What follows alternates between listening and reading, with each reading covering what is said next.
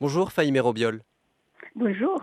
2 ans donc que les talibans sont au pouvoir. On se souvient de l'image policée qu'ils avaient souhaité faire valoir lors de leur prise de pouvoir. Pourtant, depuis qu'ils ont repris le contrôle du pays, la question des droits des femmes est devenue très préoccupante. Elles sont empêchées de travailler pour des ONG, exclues de la plupart des postes de fonctionnaires. Le mois dernier, les salons de beauté, une source importante de revenus pour les femmes, ont également été fermés. Aujourd'hui, la plupart des activités sont interdites aux filles et aux femmes. Quel constat vous tirez de tous ces événements-là? Alors, revenons après mois d'août 2021. En septembre, ils ont arrêté les écoles pour des petites filles qui avaient plus que 8 ans. Et depuis, il y a eu 70, parce qu'on tient un registre, les nombres des lois, des pseudo fatwas qu'ils donnent les uns derrière les autres de façon sournoise, qui arrête la femme, ses activités et son existence dans la société afghane.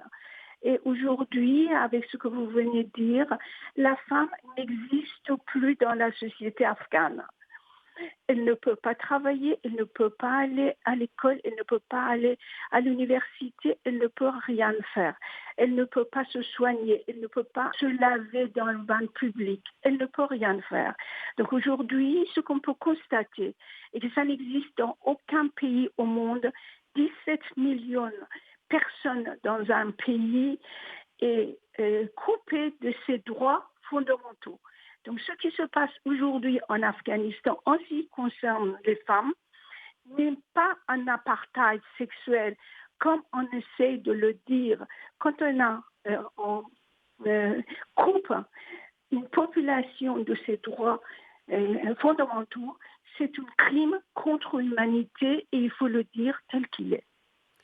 Autre point qui s'est dégradé depuis l'arrivée au pouvoir des talibans, c'est celui de l'économie.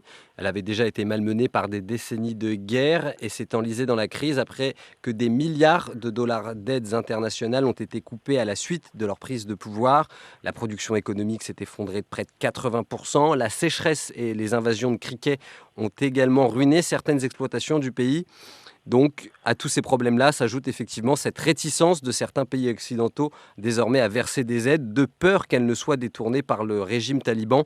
On fait face à une sorte de problème un peu insolvable, non?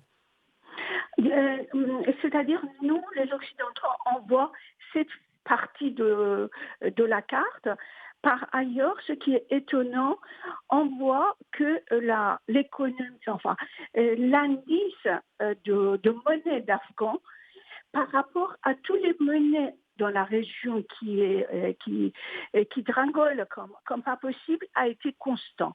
Et ceci, ça vient du fait que toutes les semaines, les États-Unis envoient 40 millions de dollars et la monnaie afghane est protégée par le dollar américain.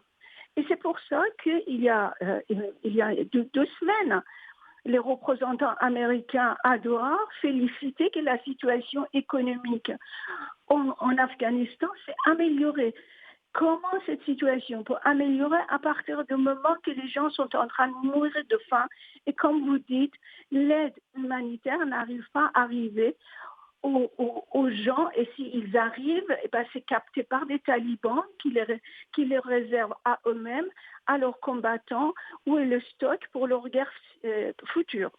Un autre point, celui des médiations tentées par la Chine. Pékin, en effet, multiplie ses efforts pour aider l'Afghanistan à sortir de son isolement sur la scène internationale.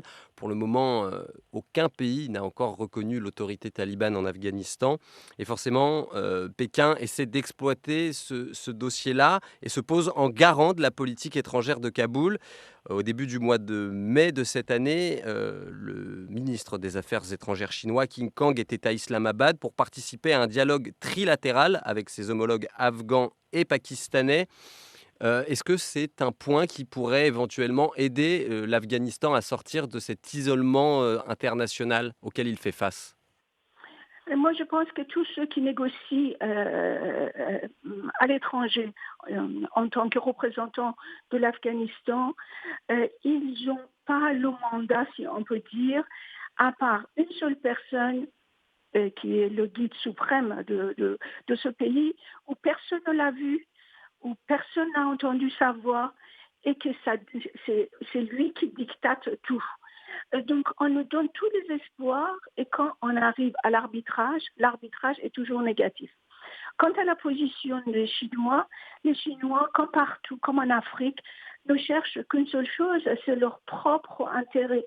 Aujourd'hui, le lithium en Afghanistan, et c'est la ressource et la quantité qui est en termes de volume, qui est unique dans le monde. Donc, plus d'autres minerais. Et donc, c'est un intérêt économique